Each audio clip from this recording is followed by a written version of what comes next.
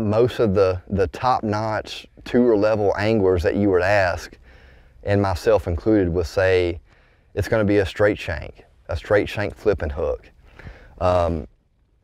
This is what I like to use. This is a 4/0 Hayabusa FPP straight.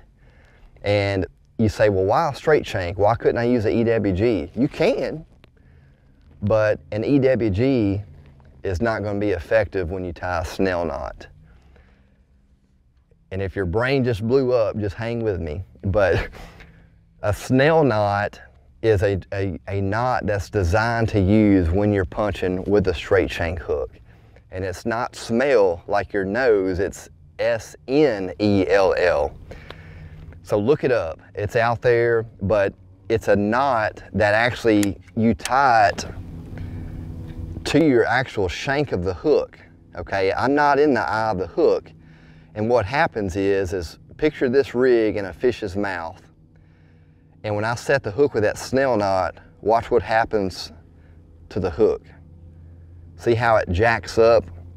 Tying that snell knot to that Hayabusa FPP straight hook is just going to really increase the chances of getting that fish to the carpet, okay? Because again, it doesn't matter if you're a tournament angler or if you're just fishing with your kids on the weekend, your goal is to catch fish and not lose them. If you're throwing on the mat and you're constantly shaking it and trying to get it to go in the hole, and you're hopping it up and down, and you finally get in, you're not going to be very efficient throughout the whole day. So if that's happening a lot, like 1 out of 3 pitches, you may want to go up in weight size.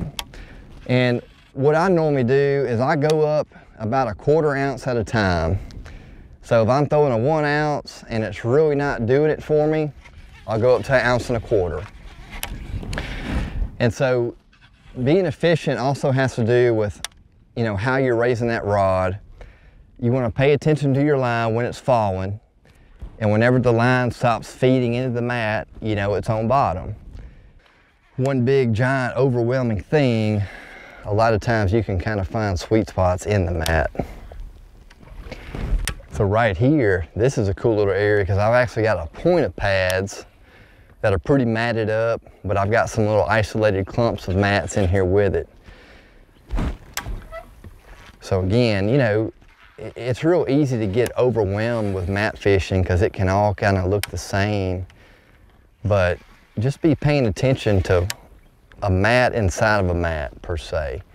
Just something that's a little bit different, something that might kind of cause that fish to hang out there. And it's what I call just finding the high percentage areas.